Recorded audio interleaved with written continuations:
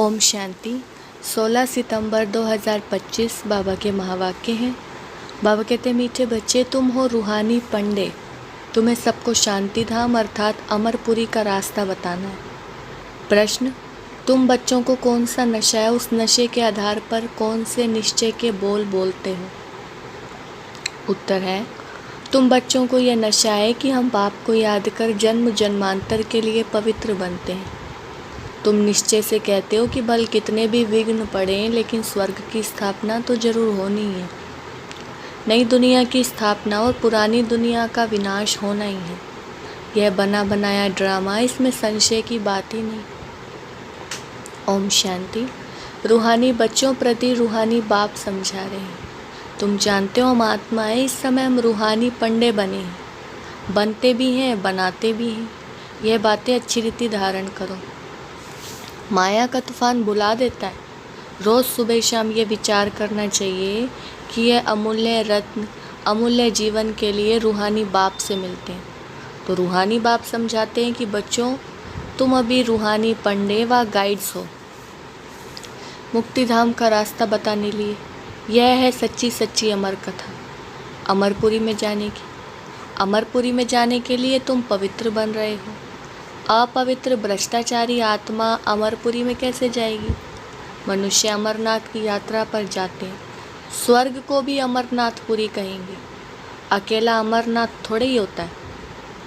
तुम सब आत्माएं अमरपुरी जा रही हो। वह है आत्माओं की अमरपुरी, परम धाम। फिर अमरपुरी में आते हैं शरीर के साथ। वहाँ कौन ले जाते हैं? परमपिता परमात्मा सभी आत्माओं को ले जाते हैं। उसको अमरपुरी भी कह सकते हैं, परंतु राइट नाम शांति धाम है। वहाँ तो सबको जाना ही है। ड्रामा की भावी टाली नहीं टले। यह अच्छी रीति बुद्धि में धारण करो। पहले पहले तो आत्मा समझो, परमपिता परमात्मा भी आत्मा ही है। सिर्फ उनको परमपिता परमात्मा कहते हैं। वह हमको समझा रहे हैं, वही ज्ञान का सागर है, पवित्रता का सागर है। अब बच्चों को पवित्र बनाने के लिए श्रीमत देते हैं कि माम एकम याद करो तो तुम्हारे जन्म जन्मांतर के पाप कट जाएंगे। याद को ही योग कहा जाता है। तुम तो बच्चे हो ना, अब आपको याद करना है। याद से ही बेड़ा पार है। इस विषय नगरी से तुम शिव नगरी में जाएंगे, फिर विष्णुपुरी में आएंगे। हम पढ़ते ही हैं वहाँ के लिए, यहाँ के लिए नहीं। यहाँ जो राजाएं बनते हैं वे धन दान करने से बनते हैं। कई हैं जो गरीबों की बहुत संभाल करते हैं। कोई हॉस्पिटल धर्मशालाएं आदि बनाते हैं, कोई धन दान करते हैं। जैसे सिंध में मूलचंद था, गरीबों के पास जाकर दान करते थे, गरीबों की बहुत संभाल करते थे। ऐसे बहुत दानी होते हैं। सुबह को उठकर अन्न की मुट्ठी निकालते हैं, गरीबों को दान करते हैं। आजकल तो ठगी बहुत लगी हुई है। पात्र को दान देना चाहिए। अब वह अक्ल तो है नहीं। बाहर में जो भीख मांगने वाले बैठे रहते हैं उनको देना, अब वह कोई दान भी नहीं है। उन्हों का तो ये धंधा है। गरीबों को दान करने वाला अच्छा पद पाते हैं। अब तुम हो सब रूहानी पंडे। तुम प्रदर्शनी व म्यूज़ियम खोलते हो तो ऐसा नाम लिखो जो सिद्ध हो जाए कि गाइड टू हेवन व नई विश्व की राजधानी के गाइड्स। परंतु मनुष्य कुछ भी समझते ही नहीं। यह है ही कांटों का जंगल। स्वर्ग है फूलों का बगीचा, जहाँ देवताएं रहते हैं। तुम बच्चों को यह नशा रहना चाहिए कि हम बाप को याद कर जन्म जन्मांतर के लिए पवित्र बनते हैं। तुम जानते हो भल कितने भी विघ्न पड़े, स्वर्ग की स्थापना तो जरूर होनी है। नई दुनिया की स्थापना और पुरानी दुनिया का विनाश होना ही है। यह बना बनाया ड्रामा है, इसमें संशय की बात ही नहीं। ज़रा भी संशय नहीं लाना चाहिए। ये तो सब कहते हैं पतित पावन। अंग्रेजी में भी कहते हैं कि आकर लिबरेट करो दुख से।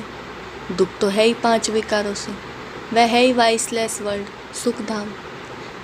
अभी तुम बच्चों को जाना है स्वर्ग में। मनुष्य समझते हैं स्वर्ग ऊपर में है। उन्हों को ये पता ही नहीं है कि मुक्ति धाम ऊपर में है। अब जीवन मुक्ति में तो यहाँ ही आना है।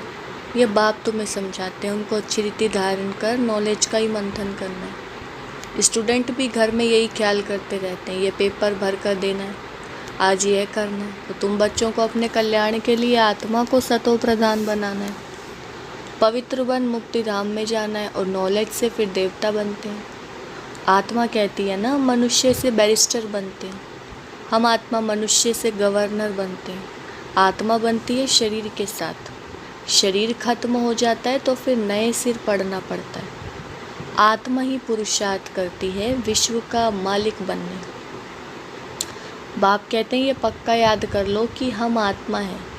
देवताओं को ऐसे नहीं कहना पड़ता, याद नहीं करना पड़ता, क्योंकि वह तो पावन ही है, प्रारब्ध भोग रहे हैं। पतित थोड़े ही हैं जो बाप को याद करें। तुम आत्मा पतित हो, इसीलिए बाप को याद करना। उनको तो याद करने की दरकार नहीं। यह ड्रामा है ना, एक भी दिन एक समान नहीं होता। यह ड्रामा चलता रहता है। सारे दिन का पार्ट सेकंड बाय सेकंड बदलता रहता है, शूट होता रहता है। तो बाप बच्चों को समझाते हैं कोई भी बात में हार्ट फेल मत हो। ये ज्ञान की बातें हैं। भला अपना धंधा आदि भी करो, परंतु भविष्य ऊंच पद पाने के लिए पूरा पुरुषार्थ करो। गृहस्थ व्यवहार में भी रहना है। कुमारियाँ तो गृहस्थ में गई नहीं है। गृहस्थी उनको कहा जाता है जिनको बाल बच्चे हैं। अब बाप तो अधर कुमार और कुमारी सबको पढ़ाते हैं। अधर कुमारी का भी अर्थ नहीं समझते कि आधा शरीर है। अभी तुम जानते हो कन्या पवित्र है, अधर कन्या उनको कहा जाता है जो अपवित्र बनने के बाद फिर पवित्र बनती हैं। तुम्हारा ही यादगार खड़ा है। बाप ही तुम बच्चों को समझाते हैं, बाप तुमको पढ़ा रहे हैं। तुम जानते हो हम आत्माएं मूल वतन को भी जानते हैं। फिर सूर्यवंशी चंद्रवंशी कैसे राज्य करते हैं। क्षत्रिय पने की निशानी बाण क्यों दिया है, वह भी तुम जानते हो। लड़ाई आदि की तो बात नहीं है, ना असुरों की बात है, न चोरी की बात सिद्ध होती है। ऐसा तो कोई रावण होता नहीं जो सीता को ले जाए। तो बाप समझाते हैं मीठे मीठे बच्चे, तुम समझते हो हम हेवन के हैं, मुक्ति जीवन मुक्ति के पंडे। वह हैं जिस्मानी पंडे और हम हैं रूहानी पंडे। वह है कलयुगी ब्राह्मण, तुम संगम युगी ब्राह्मण। अभी पुरुषोत्तम बनने के लिए पढ़ रहे हो। बाबा अनेक प्रकार से समझाते रहते हैं, फिर भी देह अभिमान में आने से भूल जाते हैं। मैं आत्मा हूँ, बाप का बच्चा हूँ, वह नशा नहीं रहता है। जितना याद करते रहेंगे उतना देह अभिमान टूटता जाएगा। अपनी संभाल करते रहो। देखो हमारा देह अभिमान टूटा है, हम अभी जा रहे हैं, फिर हम विश्व के मालिक बनेंगे। हमारा पार्ट ही हीरो हीरोइन का है। हीरो हीरोइन नाम तब पड़ता है जब कोई विजय पाते हैं। तुम विजय पाते हो तब तुम्हारा हीरो हीरोइन का नाम पड़ता है। इस समय इनसे पहले नहीं था। हारने वाले को हीरो हीरोइन नहीं कहेंगे। तुम बच्चे जानते हो हम अभी जाकर हीरो हीरोइन बनते हैं। तुम्हारा पार्ट ऊंचते ऊंचे। कौड़ी और हीरो का भी बहुत फ़र्क है। भल कोई कितने भी लखपति व करोड़पति हो, परंतु तुम जानते हो ये सब विनाश हो जाएंगे। तुम आत्माएं धनवान बनती जाती हो, बाकी सब देवालय में जा रहे हैं। ये सब बातें धारण करनी है, निश्चय में रहना है।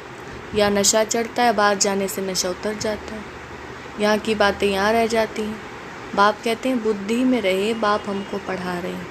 जिस पढ़ाई से हम मनुष्य से देवता बन जाएंगे, इसमें तकलीफ़ की कोई बात नहीं। धंधे आदि से भी कुछ टाइम निकाल याद कर सकते हो, यह भी अपने लिए धंधा है ना। छुट्टी लेकर जाए बाबा को याद करो, यह कोई झूठ नहीं बोलते हैं। सारा दिन ऐसे ही थोड़ी गंवाना है। हम भविष्य का तो कुछ ख्याल करें। युक्तियाँ बहुत हैं, जितना हो सके टाइम निकाल बाप को याद करो। शरीर निर्वाह के लिए धंधा आदि भी भल करो। हम तुमको विश्व का मालिक बनने की बहुत अच्छी राय देते। तुम बच्चे भी सबको राय देने वाले ठहरे। वजीर राय के लिए होते हैं ना, तुम एडवाइज़र हो। सबको मुक्ति जीवन मुक्ति कैसे मिले, इस जन्म में मैं रास्ता बताती हूँ। मनुष्य स्लोगन आदि बनाते तो दीवार में ऊपर लगा देते, जैसे तुम लिखते हो बी होली एंड राजयोगी, परंतु इनसे समझेंगे नहीं। अभी तुम समझते हो हमको बाप से ये वर्षा मिल रहा है, मुक्ति धाम का भी वर्षा है। मुझे तुम पतित पावन कहते हो तो मैं आकर राय देता हूँ पावन बनने की। तुम भी एडवाइज़र हो। मुक्ति धाम में कोई भी जा नहीं सकते जब तक बाप एडवाइस ना करे, श्रीमत ना दे। श्री अर्थात श्रेष्ठ मत है शिव बाबा की। आत्माओं को श्रीमत मिलती है शिव बाबा की।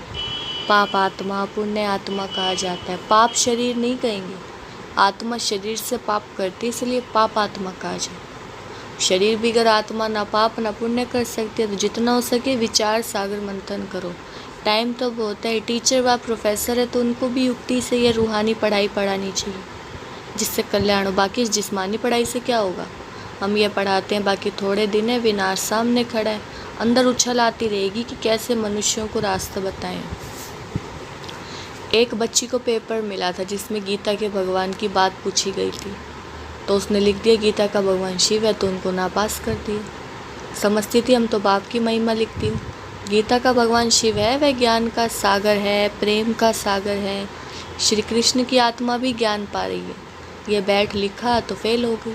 माँ बाप को कहा हम ये नहीं पढ़ेगी, अभी इस रूहानी पढ़ाई में लग जाऊंगी। बच्ची भी बड़ी फर्स्ट क्लास है, पहले ही कहती थी हम ऐसा लिखूंगी नापास हो जाऊंगी, परंतु सच तो लिखना है ना। आगे चलकर समझेंगे बरोबर इस बच्ची ने जो लिखा था वह सत्य है। जब प्रभाव निकलेगा वह प्रदर्शनी अथवा म्यूज़ियम में उनको बुलाएंगे तो पता चलेगा और बुद्धि में आएगा ये तो राइट है। ढेर के ढेर मनुष्य आते हैं तो विचार करना चाहिए कि ऐसा करें जो मनुष्य झट समझ जाएं कि ये कोई नई बात है। कोई ना कोई ज़रूर समझेंगे। जो यहाँ के होंगे तुम सबको रूहानी रास्ता बताते, बेचारे कितने दुखी हैं, उन सबके दुख कैसे दूर करें। खिटपिट तो बहुत है ना। एक दो के दुश्मन बनते हैं तो कैसे खलास कर देते हैं। अब बाप बच्चों को अच्छी रीति समझाते रहते हैं, माताएं तो बेचारी अबोध होती हैं, कहती हैं हम पढ़ी लिखी नहीं है, तो बाप कहते नहीं पढ़े तो अच्छा है। वेद शास्त्र जो कुछ पढ़े हैं वे सब यहाँ भूल जाने। अभी मैं जो सुनाता हूँ वो सुनो। समझाना चाहिए सदगति निराकार परमपिता परमात्मा बिगर कोई कर ना सके। मनुष्यों में ज्ञान ही नहीं तो फिर वह सदगति कैसे कर सकते। सदगति दाता ज्ञान का सागर है ही एक। मनुष्य ऐसा थोड़ी ही कहेंगे, जो यहाँ के होंगे वही समझने की कोशिश करेंगे। एक भी कोई बड़ा आदमी निकल पड़े तो आवाज़ होगा। गायन है तुलसीदास गरीब की कोई ना सुने बात। सर्विस की युक्तियाँ तो बाबा बहुत बतलाते हैं, बच्चों को अमल में लाना चाहिए। अच्छा, मीठे मीठे सिकिलदे बच्चों प्रति माता पिता बाप दादा का याद प्यार और गुड मॉर्निंग। रूहानी बाप की रूहानी बच्चों को नमस्ते। हम रूहानी बच्चों की रूहानी बाप दादा को नमस्ते नमस्ते गुड मॉर्निंग। धारणा के लिए मुख्य सार। पहला पॉइंट है, धंधा आदि करते भविष्य ऊंच पद पाने के लिए याद में रहने का पूरा पुरुषार्थ करना है। यह ड्रामा सेकंड बाय सेकंड बदलता रहता है, इसलिए कभी कोई सीन देखकर हार्ट फेल नहीं होना है। दूसरा पॉइंट है, यह रूहानी पढ़ाई पढ़कर दूसरों को पढ़ानी है, सबका कल्याण करना है। अंदर यही उछल आती रहे कि हम कैसे सबको पावन बनने की एडवाइस दें, घर का रास्ता बताएं। बाबा ने वरदान दिया है, सर्व संबंधों के सहयोग की अनुभूति द्वारा निरंतर योगी सहज योगी भव। वरदान का विस्तार। हर समय बाप के भिन्न भिन्न संबंधों का सहयोग लेना अर्थात अनुभव करना ही सहज योग है। बाप कैसे भी समय पर संबंध निभाने के लिए बंधे हुए हैं। सारे कल्प में अभी ही सर्व अनुभवों की खान प्राप्त होती है, इसलिए सदा सर्व संबंधों का सहयोग लो और निरंतर योगी सहज योगी बनो। क्योंकि जो सर्व संबंधों की अनुभूति व प्राप्ति में मग्न रहता है वह पुरानी दुनिया के वातावरण से सहज ही उपराम हो जाता है। स्लोगन, सर्व शक्तियों से संपन्न रहना यही ब्राह्मण स्वरूप की विशेषता है। अव्यक्त इशारे। अब लगन की अग्नि को प्रज्वलित कर योग को ज्वाला रूप बनाओ। तपस्वी मूर्त का अर्थ है तपस्या द्वारा शांति की शक्ति की किरणें चारों ओर फैलती हुई अनुभव में आए। यह तपस्वी स्वरूप औरों को देने का स्वरूप है।